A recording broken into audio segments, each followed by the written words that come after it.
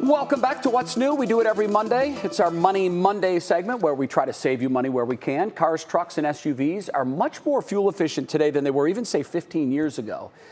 But have the prices gone way up since that cleaner technology came into the mainstream? Yeah, it seems they have. Well, You would think? Consumer Reports did a little investigating into whether or not buyers are footing the bill for greener rides. Our Christi Paul has the surprising results in today's Money Monday report. Everything feels more expensive these days. And with inflation, gas, groceries, even utilities cost a lot more than they did 20 years ago. So Consumer Reports dug into the data, looking at the prices of hundreds of cars it bought over nearly 20 years. Our analysis found that from 2003 through 2021, that the price of new vehicles did not increase once we adjusted for inflation. That's despite some big improvements. Average fuel economy improved 30%, saving consumers an average of $7,000 in lifetime gas costs per car.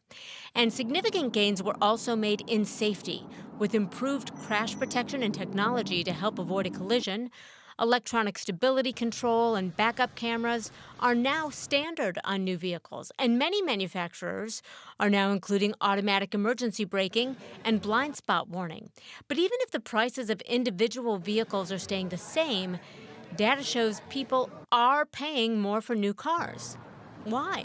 Consumers are buying more expensive vehicles. Sales of SUVs have doubled, while sales of less expensive sedans and wagons fell by almost the same amount.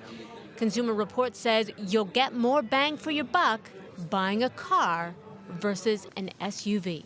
Christi Paul, 3 News.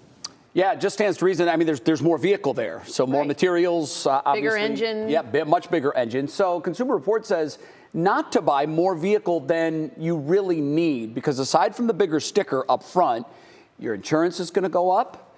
Your financing will likely be more monthly because you're paying on a larger upfront purchase. Fuel is certainly going to be more expensive. Maintenance and all of that. So a lot to consider. So they're really not targeting this investigation and this report to people who are buying things like Corvettes and Porsches. No. Fancy cars. Yeah.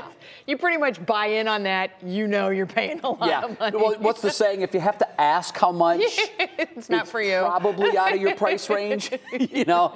So you take that into consideration. It's funny, we've gone through cycles and trends where the big gas guzzlers became like, poison. Nobody wanted them because the cost of fuel was skyrocketing. Right. They wanted something that was more, economical. And then they came back and they had their day again. But now I think you're seeing more of a thought process going towards economic and environment. Well, they're making them more fuel efficient. The engines are getting better. The engineering is getting better. Right. I always kind of giggle when I'm on the highway and I see the little echo light on my, the eco mode. Yeah, right. It's like, you're doing a good job. Yeah, and then I have money. to gun it a little bit to get around somebody. And it turns off immediately. The little light goes off. Dang it. So how do I do this with staying in eco mode? The faster you go, the more fuel you're going to use. I will tell you, one of the best things you could ever do is turn on, if you have the display that tells you how many miles per gallon you're getting or how you're using it, That's your fun fuel efficiency, and then you're trying to when you coast, it says 99.9, which means you're using none. And then the second you floor it, it goes down to like 13. You're like, whoa, okay, we don't want to live there. Right. Be smart. Exactly. All right.